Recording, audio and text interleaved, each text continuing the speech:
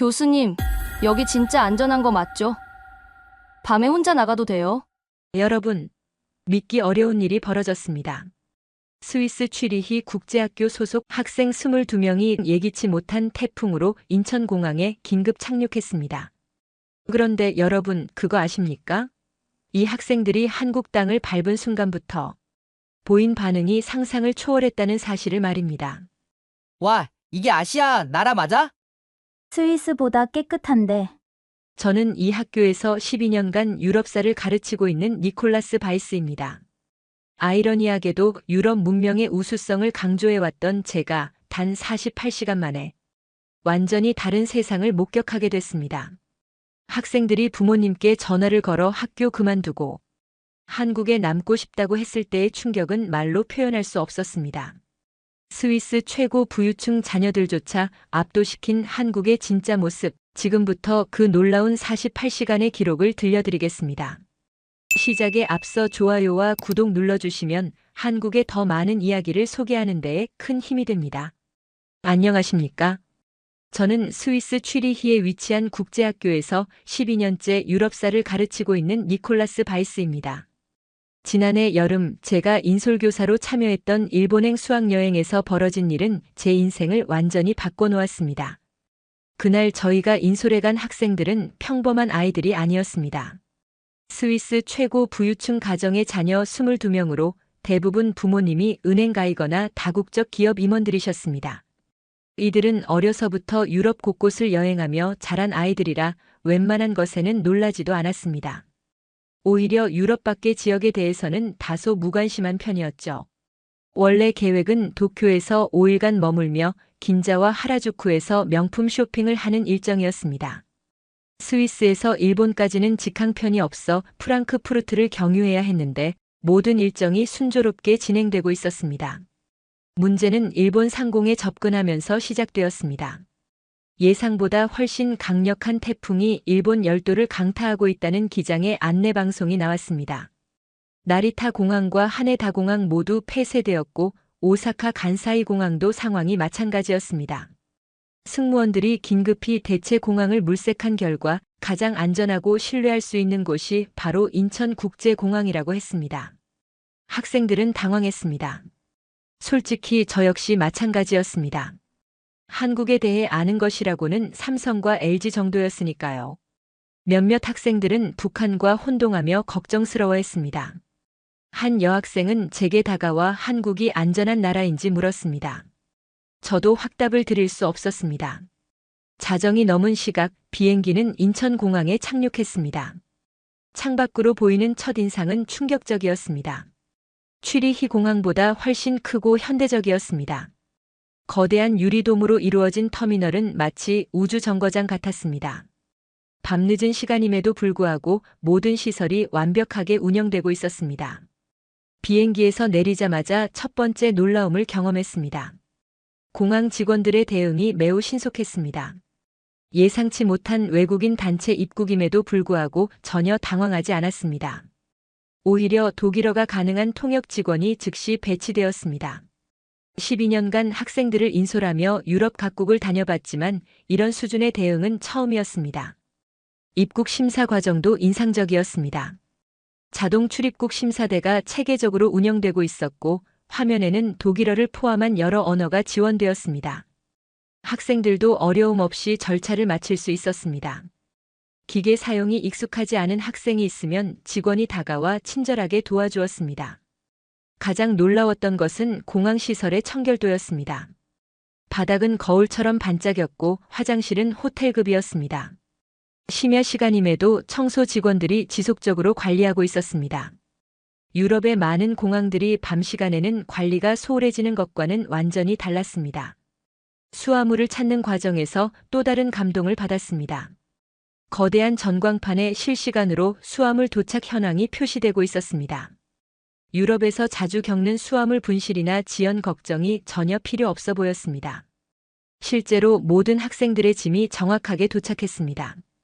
공항에서 호텔로 이동하는 리무진 버스를 기다리는 동안 학생들의 표정이 서서히 달라지는 것을 느낄 수 있었습니다.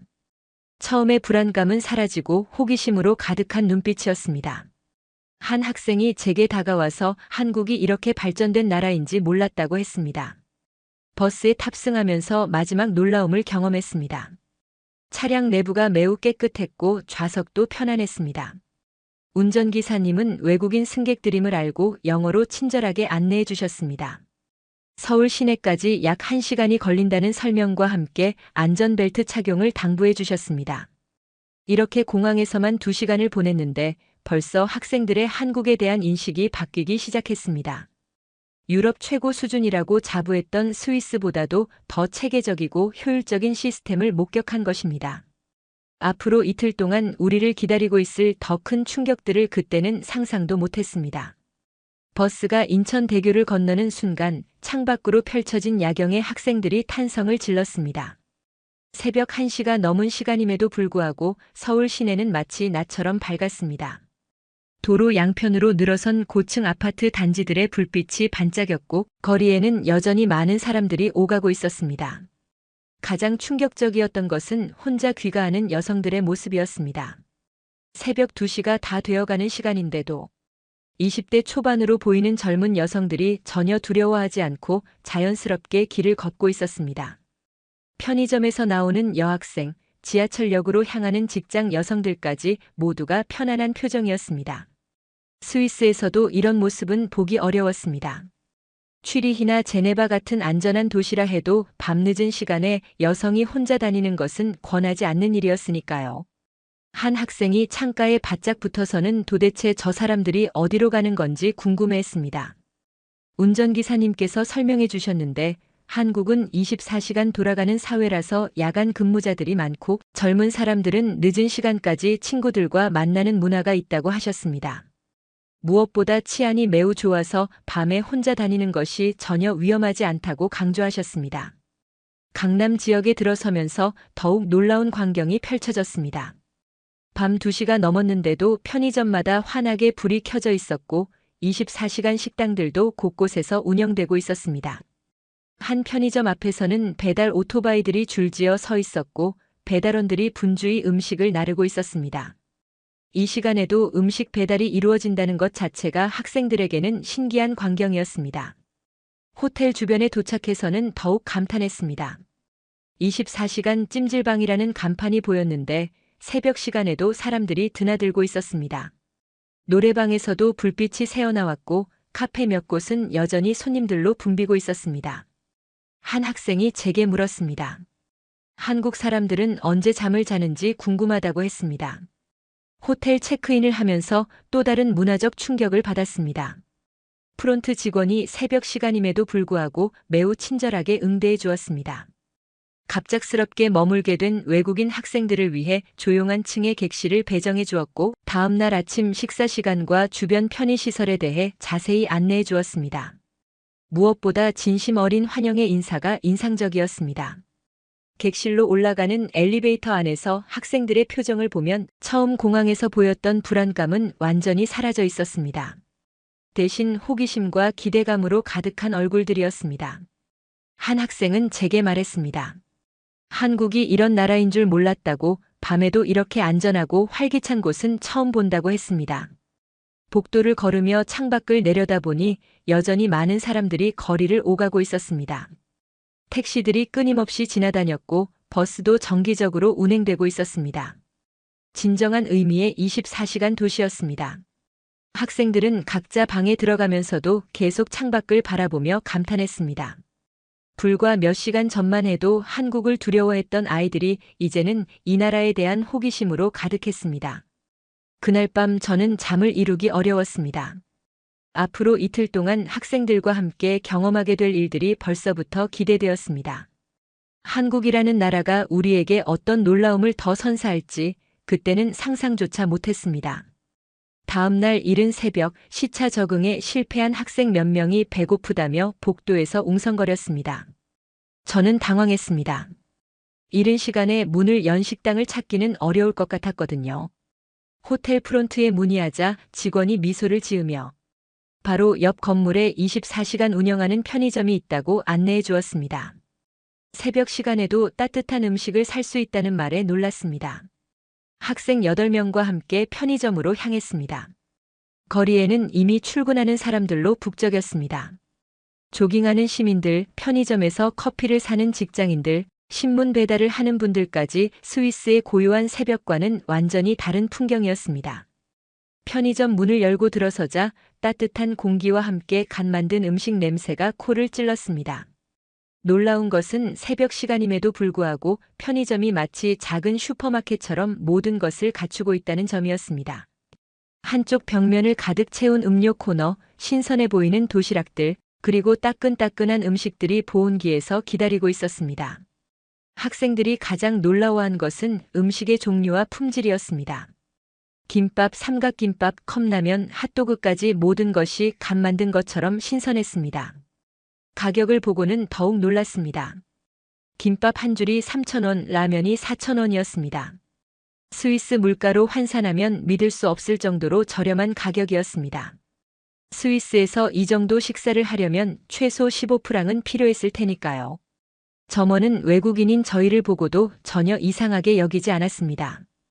영어로 메뉴를 설명해주며 학생들 입맛에 맞을 만한 순한 음식들을 추천해 주었습니다. 전자레인지로 음식을 데워주는 것은 물론이고 젓가락 사용법까지 친절하게 알려주었습니다. 가장 충격적인 발견은 편의점에서 할 수 있는 서비스들이었습니다. 단순히 물건을 사는 것뿐만 아니라 현금 인출기가 있었고 택배 발송과 수령이 가능했습니다. 공과금 납부는 물론이고 교통카드 충전, 심지어 콘서트, 티켓 예매까지 할 수 있다는 안내문을 보고 학생들이 연신 고개를 끄덕였습니다. 스위스 편의점은 단순히 간단한 식료품만 파는 곳인데 한국 편의점은 마치 종합서비스 센터 같았습니다. 음식을 사서 편의점 테이블에서 아침 식사를 했습니다. 김밥을 처음 먹어본 학생들의 반응이 폭발적이었습니다. 겉보기에는 일본 초밥과 비슷해 보이지만 맛은 완전히 달랐습니다. 속재료가 풍성하고 간이 적당했습니다. 한 학생은 김밥 2줄을 순식간에 해치웠습니다. 스위스에서 이렇게 맛있는 음식을 이 가격에 먹을 수는 없다며 감탄했습니다. 컵라면을 끓여 먹는 과정도 신기했습니다. 뜨거운 물을 부어 기다리기만 하면 되는 간편함에 놀랐고 맛 또한 기대 이상이었습니다. 젓가락 사용이 서툰 학생들을 위해 점원이 포크까지 건네주는 세심함에 모두가 감동했습니다. 계산할 때도 놀라운 경험을 했습니다. 8명이 배불리 먹었는데 총 금액이 4만 원이 조금 넘었습니다. 스위스 프랑으로 환산하면 30프랑 정도였습니다. 스위스에서 같은 수준의 아침 식사를 하려면 최소 120프랑은 필요했을 것입니다. 점원은 잔돈까지 정확히 계산해주며 다시 오라고 인사했습니다. 편의점을 나서며 학생들은 연신 감탄했습니다. 음식도 맛있고 가격도 저렴하고 서비스도 완벽하다고 했습니다. 한 학생은 스위스로 돌아가면 김밥을 그리워할 것 같다고 했습니다. 또 다른 학생은 한국에서 한 달만 살아보고 싶다고 했습니다. 이렇게 편의점이라는 작은 공간에서도 한국 사회의 효율성과 편의성을 확실하게 느낄 수 있었습니다. 24시간 언제든 필요한 것을 해결할 수 있는 시스템, 합리적인 가격, 그리고 친절한 서비스까지 모든 것이 완벽하게 갖춰져 있었습니다. 오전 9시 본격적인 서울 탐방을 위해 지하철을 이용하기로 했습니다. 호텔 직원이 추천한 한강공원으로 가는 길이었는데 학생들에게는 지하철 이용 자체가 새로운 경험이었습니다. 스위스에서는 대부분 개인 차량이나 버스를 이용하거든요. 지하철역 입구에서부터 첫 번째 놀라움이 시작됐습니다. 계단을 내려가는데 역사 내부가 너무나 깨끗했습니다. 대리석으로 마감된 바닥은 거울처럼 반짝였고 벽면도 깨끗하게 관리되고 있었습니다. 취리히 지하철의 어둡고 오래된 느낌과는 완전히 달랐습니다. 마치 지하 쇼핑몰에 온 것 같은 현대적이고 밝은 분위기였습니다. 에스컬레이터를 타고 승강장으로 내려가면서 또 다른 감동을 받았습니다. 지하 깊숙한 곳임에도 불구하고 환기 시스템이 완벽해서 공기가 매우 쾌적했습니다. 승강장 곳곳에 설치된 에어컨 덕분에 여름 더위도 전혀 느끼지 못했습니다. 유럽의 많은 지하철역들이 여름에는 찜통 같은 더위로 고생하는 것과 비교하면 천국 같았습니다. 승강장에서 기다리는 동안 시민들의 질서의식에 깊은 인상을 받았습니다. 출근 시간이 지나 사람이 많지는 않았지만 있는 사람들 모두가 바닥에 그려진 승차 위치 표시를 따라 두 줄로 서서 기다리고 있었습니다.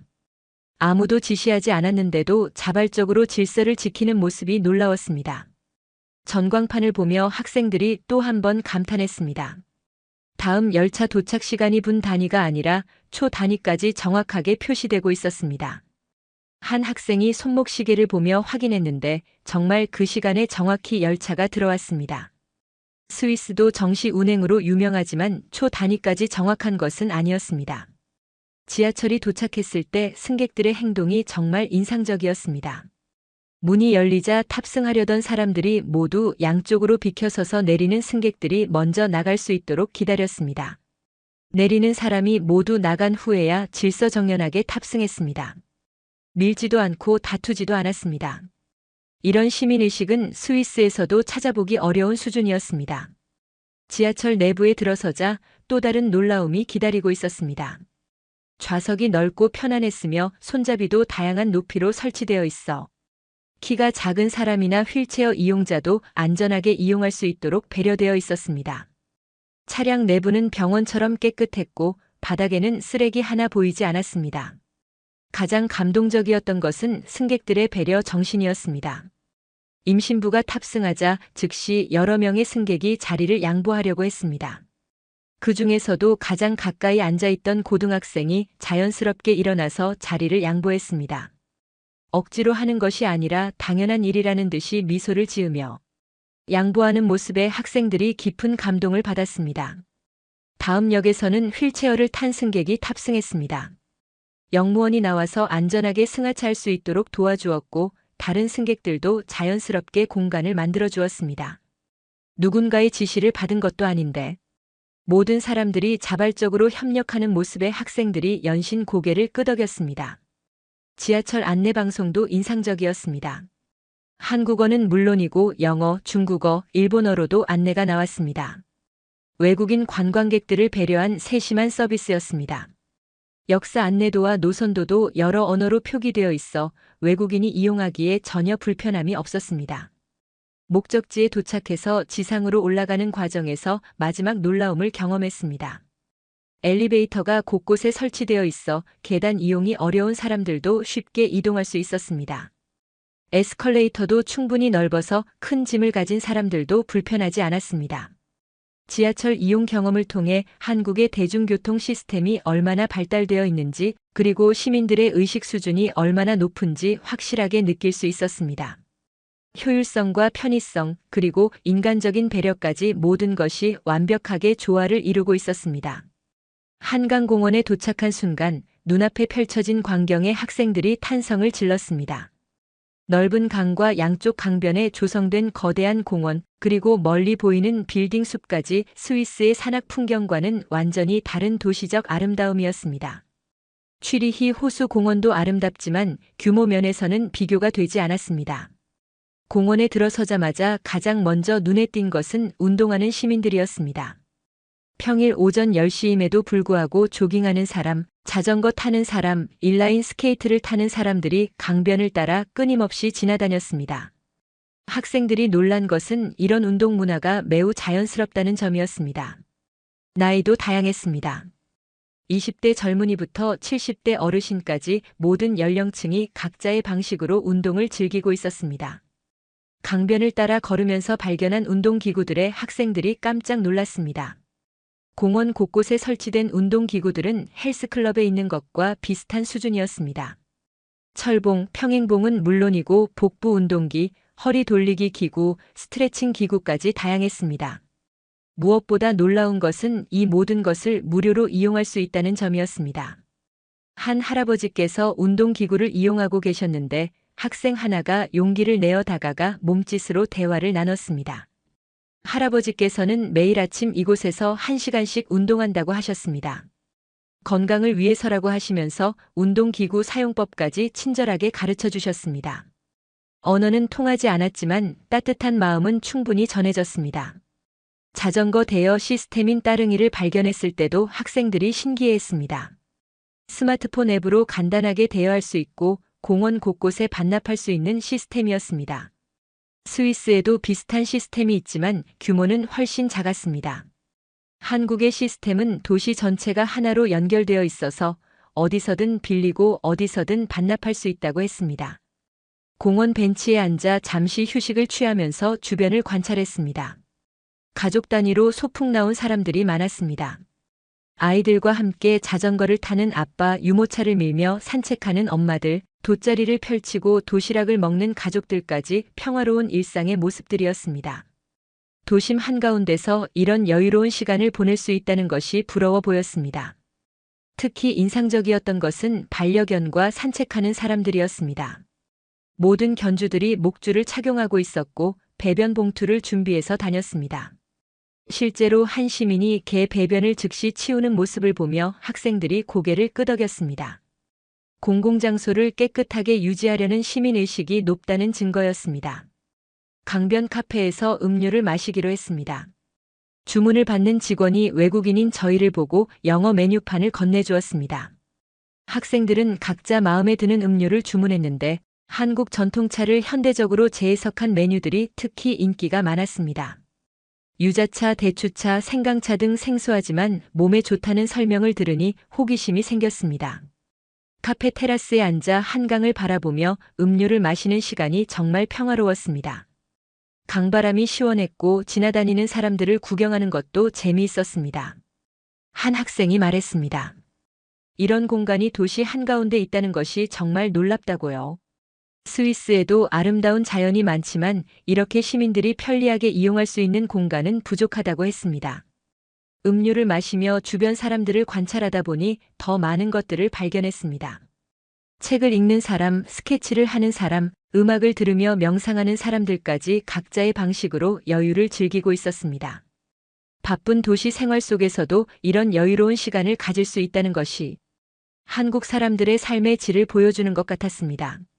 공원을 더 둘러보면서 편의시설들도 확인했습니다. 곳곳에 깨끗한 화장실이 있었고 모두 무료로 이용할 수 있었습니다. 청결 상태도 훌륭해서 호텔 화장실 수준이었습니다. 식수대, 휴지통, 벤치들도 적절한 간격으로 배치되어 있어 시민들이 불편함 없이 공원을 이용할 수 있었습니다. 장애인을 위한 배려도 곳곳에서 발견할 수 있었습니다. 휠체어가 다닐 수 있는 경사로 점자, 블록, 높낮이가 다른 식수대까지 모든 사람이 공평하게 공원을 이용할 수 있도록 세심하게 설계되어 있었습니다. 이런 배려가 진정한 선진국의 모습이라고 학생들이 입을 모았습니다.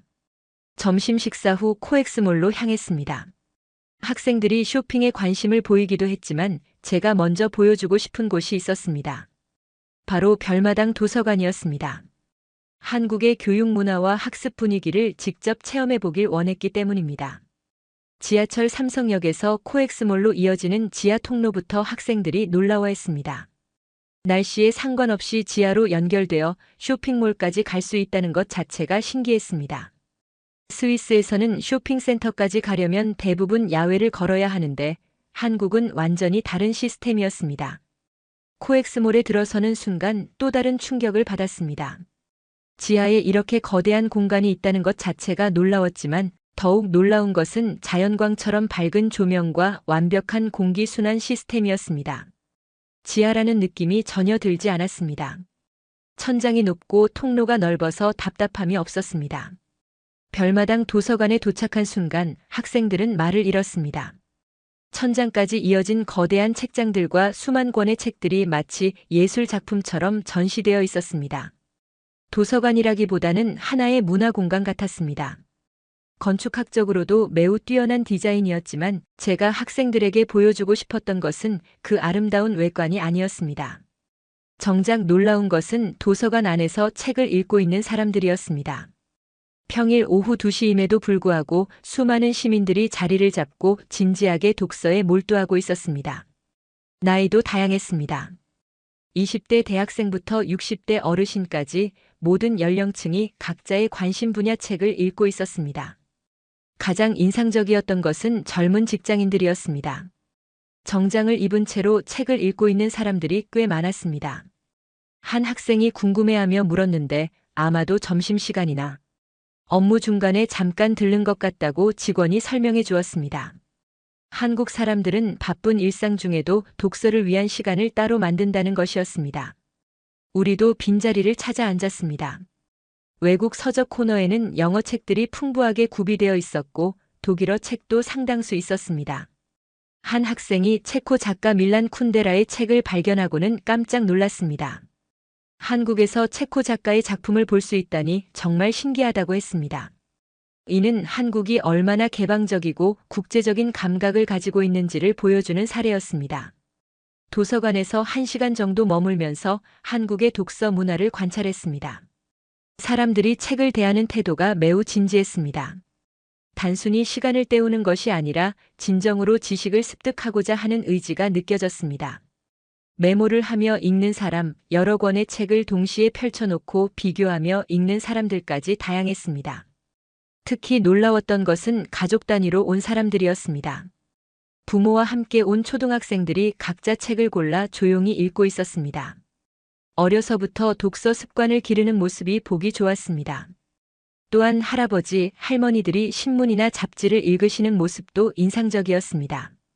나이가 들어서도 계속 배우려는 자세가 훌륭했습니다. 도서관 내부의 시설도 놀라웠습니다. 다양한 형태의 좌석이 마련되어 있어 개인의 취향에 따라 선택할 수 있었습니다. 혼자 집중해서 읽을 수 있는 개인 좌석, 가족이나 친구와 함께 앉을 수 있는 테이블, 편안하게 기대어 읽을 수 있는 소파까지 모든 것이 갖춰져 있었습니다. 무엇보다 감동적이었던 것은 완전한 정숙 분위기였습니다. 이렇게 많은 사람이 있음에도 불구하고 도서관 안은 조용했습니다. 휴대전화를 받는 사람도 없었고 큰 소리로 대화하는 사람도 없었습니다. 모든 사람이 타인을 배려하며 독서 환경을 지키고 있었습니다. 도서관을 나서며 학생들과 이야기를 나눴습니다. 한 학생이 말했습니다. 한국이 이렇게 발전한 이유를 알 것 같다고요. 사람들이 끊임없이 배우고 공부하는 문화가 있기 때문이라고 했습니다. 이런 지식 추구 정신이 나라 전체를 발전시키는 원동력이 된다고 했습니다. 다른 학생은 스위스와 비교했습니다. 취리히에도 훌륭한 도서관들이 있지만 시민들이 이렇게 자발적으로, 그것도 일상적으로 도서관을 찾는 경우는 드물다고 했습니다. 특히 젊은 직장인들이 점심시간에 도서관에서 책을 읽는 문화는 정말 부럽다고 했습니다. 코엑스몰의 대형 서점들을 둘러보며 이런 느낌은 더욱 강해졌습니다. 어디를 가나 책을 사고 읽는 사람들로 붐볐습니다.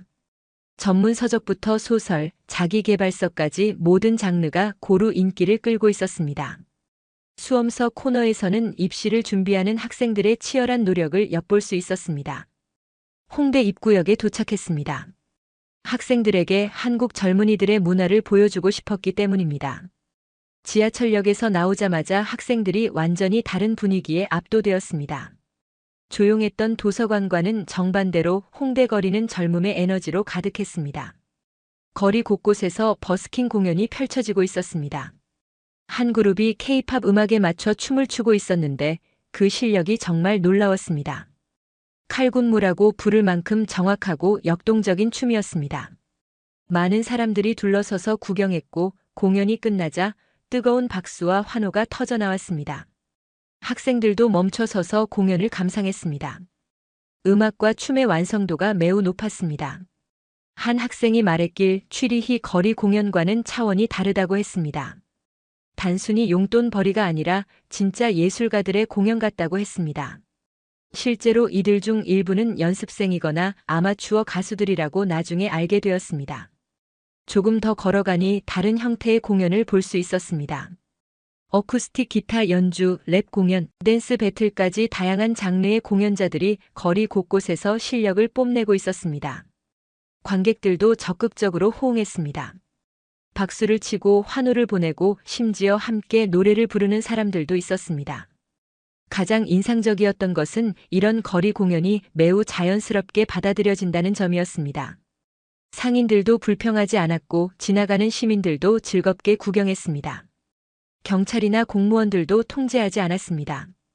젊은이들의 문화적 표현을 사회 전체가 포용하고 있는 모습이었습니다. 프리마켓이 열리고 있는 곳으로 향했습니다. 젊은 아티스트들이 직접 만든 작품들을 판매하고 있었습니다. 수제 액세서리, 그림, 공예품, 의류까지 모든 것이 개성 넘쳤습니다. 학생들이 신기하게 구경하며 몇 가지 물건을 구매했습니다. 한 부스에서 특히 오래 머물렀습니다. 한국 전통 문양을 현대적으로 재해석한 액세서리를 만드는 젊은 작가였습니다. 전통과 현대의 조화가 매우 세련되었습니다. 작가가 영어로 작품에 대해 설명해 주었는데 한국 문화에 대한 자부심이 느껴졌습니다. 그저 옛것을 답습하는 것이 아니라 창의적으로 발전시키고 있었습니다. 다른 부스에서는 한글 캘리그래피 작품을 팔고 있었습니다. 한글을 이용한 예술 작품들이었는데 문자가 가진 조형미가 정말 아름다웠습니다. 학생들이 한글의 예술적 가치에 감탄했습니다. 한 학생은 자신의 이름을 한글로 써달라고 부탁했고 작가가 흔쾌히 응해주었습니다. 홍대 거리를 걸으며 젊은이들의 패션도 관찰했습니다. 매우 개성적이면서도 세련된 스타일들이었습니다. 각자의 취향을 자유롭게 표현하고 있었지만 전체적으로 조화로웠습니다. 한 학생이 말했습니다. 한국 젊은이들의 패션 감각이 유럽 못지않게 뛰어나다고요. 독특한 카페들도 눈길을 끌었습니다. 빈티지 가구로 꾸민 카페, 책으로 가득한 북카페, 갤러리를 겸한 카페까지 각각이 하나의 문화 공간 역할을 하고 있었습니다. 단순히 커피를 마시는 곳이 아니라 젊은이들의 문화적 소통 공간이었습니다. 한 카페에 들어가 보았습니다. 내부는 더욱 인상적이었습니다. 벽면에는 젊은 작가들의 그림이 걸려 있었고 한쪽 구석에는 작은 공연 무대도 마련되어 있었습니다. 바리스타가 외국인인 저희를 보고 영어로 친절하게 메뉴를 설명해 주었습니다. 주문한 음료를 기다리며 카페 안 분위기를 즐겼습니다. 노트북으로 작업하는 청년들, 친구들과 진지하게 대화를 나누는 학생들, 혼자 책을 읽는 사람들까지 다양한 모습이었습니다. 모든 사람이 자신만의 방식으로 시간을 보내고 있었지만 전체적으로는 조화로운 분위기였습니다. 음료도 특별했습니다. 한국 전통차를 현대적으로 재해석한 메뉴들이 많았습니다. 유자라떼, 녹차 프라페 같은 것들이었는데 맛도 독특하고 좋았습니다. 전통을 바탕으로 하되 새로운 시도를 두려워하지 않는 한국 젊은이들의 정신이 음료에서도 느껴졌습니다. 카페를 나와 계속 거리를 걸었습니다. 작은 갤러리들, 독특한 옷가게들, 중고 레코드 가게까지 모든 것이 개성적이었습니다. 대형 프랜차이즈가 아닌 개인이 운영하는 작은 가게들이 대부분이었는데 각각이 고유한 개성과 매력을 가지고 있었습니다. 저녁이 되면서 홍대의 분위기는 더욱 활기를 띠었습니다. 네온 사인들이 켜지고 거리 공연도 더욱 활발해졌습니다. 클럽에서 흘러나오는 음악 소리와 젊은이들의 웃음소리가 거리를 가득 메웠습니다. 하지만 시끄럽기만 한 것이 아니라 모든 것이 질서 있게 이루어지고 있었습니다. 학생들이 이 모든 것을 보며 감탄했습니다. 젊은이들이 이렇게 자유롭게 자신을 표현할 수 있는 공간이 있다는 것, 그리고 사회가 이를 받아들이고 지원한다는 것이 부럽다고 했습니다. 스위스는 전통적이고 보수적인 면이 강해서 이런 자유로운 문화는 찾기 어렵다고 했습니다. 마지막 날 아침이 밝았습니다. 오후에 공항으로 출발해야 하는 일정이었지만 학생들은 마지막 순간까지 서울을 만끽하고 싶어 했습니다. 짐을 정리하면서도 아쉬움이 가득한 표정들이었습니다. 불과 48시간 전 한국 땅을 처음 밟았을 때의 불안했던 모습과는 완전히 달라져 있었습니다. 호텔에서 명동까지 마지막 산책을 했습니다. 학생들은 가족과 친구들에게 가져갈 선물을 사기 위해 쇼핑에 열중했습니다. 한국 화장품, 전통차, 한글이 새겨진 기념품들을 구매했습니다. 각자가 한국에서의 추억을 간직할 수 있는 물건들이었습니다. 한 면세점에서 직원과 대화를 나누던 중 놀라운 일이 벌어졌습니다. 학생 중 한 명이 직원에게 한국어로 인사를 시도했습니다. 비록 서투른 발음이었지만 진심이 담긴 인사였습니다. 직원이 매우 기뻐하며 한국을 좋아해줘서 고맙다고 했습니다. 이런 따뜻한 소통이 한국의 매력이라고 학생들이 입을 모았습니다. 점심시간에는 마지막 한국 음식을 맛보기로 했습니다. 비빔밥을 선택했는데 색깔이 아름답고 맛도 훌륭했습니다. 직원이 비비는 방법을 친절하게 가르쳐 주어서 학생들이 즐겁게 식사할 수 있었습니다. 한 학생은 스위스로 돌아가면 이 맛을 그리워할 것 같다고 했습니다. 공항으로 가는 버스 안에서 학생들이 지난 48시간을 돌아보며 이야기를 나눴습니다. 각자 가장 인상적이었던 순간들을 공유했습니다. 24시간 편의점의 신기함, 지하철에서 본 시민들의 질서의식, 한강공원의 여유로움, 도서관의 학습 분위기, 홍대의 젊은 에너지까지 모든 것이 소중한 추억이었습니다. 한 학생이 말했습니다. 한국에 대해 전혀 몰랐는데 이제는 가장 좋아하는 나라가 되었다고요. 다른 학생들도 고개를 끄덕이며 동의했습니다. 꼭 다시 오고 싶다고, 더 오래 머물고 싶다고 했습니다. 일부 학생들은 진지하게 한국 유학을 고려해보고 싶다고 했습니다. 인천공항에 도착했을 때의 감정은 복잡했습니다. 48시간 전 비상 착륙했던 그 공항이었지만 이제는 익숙한 곳처럼 느껴졌습니다. 체크인을 하면서도 학생들은 계속 한국 이야기를 했습니다. 공항 직원에게도 고맙다는 인사를 전했습니다. 출국 심사를 기다리며 학생들과 마지막 대화를 나눴습니다. 스위스로 돌아가서 무엇을 할 것인지 물었습니다. 대부분의 학생들이 한국어 공부를 시작하고 싶다고 했습니다. 한국 문화에 대해 더 알아보고 싶다고 했습니다. 몇 명은 부모님을 설득해서 한국 대학교 진학을 진지하게 고려해보겠다고 했습니다. 탑승 게이트로 향하면서 학생들이 뒤돌아봤습니다. 한국과의 이별이 정말 아쉬웠습니다. 누군가는 눈시울을 붉혔습니다. 예상치 못했던 여행이었지만 인생에서 가장 소중한 경험이 되었다고 했습니다. 비행기에 탑승한 후에도 대화는 계속됐습니다. 창밖으로 보이는 서울의 불빛들을 바라보며 아쉬워했습니다. 한 학생이 말했습니다. 이번 여행으로 세상을 보는 눈이 완전히 바뀌었다고요. 유럽만이 최고라고 생각했는데 아시아에도 이렇게 훌륭한 나라가 있다는 것을 알게 되었다고 했습니다. 취리히 공항에 도착한 것은 다음 날 오후였습니다. 마중 나온 학부모들이 학생들의 변화된 모습에 놀랐습니다. 모든 학생이 한국 이야기로 가득했습니다. 얼마나 안전한지, 얼마나 편리한지, 사람들이 얼마나 친절한지 쉴 새 없이 이야기했습니다. 학교로 돌아온 다음 주 놀라운 일들이 연달아 벌어졌습니다.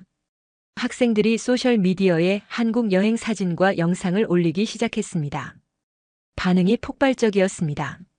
스위스 친구들이 한국에 대해 궁금해했고 나도 가보고 싶다는 댓글들이 수백 개씩 달렸습니다. 학부모들 사이에서도 한국에 대한 관심이 높아졌습니다. 학교 학부모 모임에서 한국이 주요 화제가 되었습니다. 자녀를 한국으로 유학 보내고 싶다는 부모들이 늘어났습니다. 한국어 학원에 대한 문의도 급증했습니다. 저 역시 큰 변화를 경험했습니다. 학교에서 한국에 대한 특별 강연을 요청받았습니다. 강의실이 가득 찰 정도로 관심이 높았습니다. 다른 교사들도 한국에 대해 궁금해했고 교환학생 프로그램에 대해 문의했습니다. 몇 달 후 학교에서는 한국과의 교육 교류 프로그램을 추진하기 시작했습니다. 한국의 교육 시스템을 연구하고 학생들에게 더 많은 기회를 제공하고 싶어 했습니다. 교장 선생님도 직접 한국 방문을 계획했습니다. 가장 놀라운 변화는 학생들이었습니다. 한국에 다녀온 학생들이 더 열심히 공부하기 시작했습니다. 한국 학생들의 학습 열정을 보고 자극받았다고 했습니다. 성적이 향상된 학생들이 많았습니다. 또한 다른 문화에 대해 더 개방적인 태도를 갖게 되었습니다. 1년이 지난 지금 그 학생들 중 3명이 실제로 한국 대학교에 진학했습니다. 나머지 학생들도 여전히 한국과 연결고리를 유지하고 있습니다. 한국어를 배우고 있고 한국 문화를 탐구하고 있습니다. 일부는 한국 기업에서 인턴십을 하기도 했습니다. 저 자신도 완전히 달라졌습니다. 한국에 대한 지속적인 관심을 갖게 되었고 정기적으로 한국을 방문하고 있습니다. 한국어 공부도 시작했습니다. 무엇보다 세상을 보는 시각이 넓어졌습니다. 유럽 중심적 사고에서 벗어나 진정한 글로벌 마인드를 갖게 되었습니다. 그 우연한 48시간이 우리 모두의 인생을 바꿔놓았습니다. 두려움이 기회가 되었고 예상치 못한 상황이 최고의 선물이 되었습니다. 한국은 이제 저희에게 단순한 여행지가 아니라 배움의 땅, 꿈의 나라가 되었습니다. 작은 우연이 만든 큰 변화, 그것이 바로 한국이 우리에게 준 가장 소중한 선물이었습니다. 오늘 사연은 여기까지입니다. 스위스 명문가 자녀들 한국 불시착 후 귀국 거부하며 유학 원한 충격 스토리 어떠셨나요? 사연의 주인공에게 응원의 댓글을 남겨주세요. 지금까지 감동정거장에서 사연 전해드렸습니다. 사연이 마음에 드셨다면 좋아요와 구독 부탁드립니다. 시청해주셔서 감사합니다.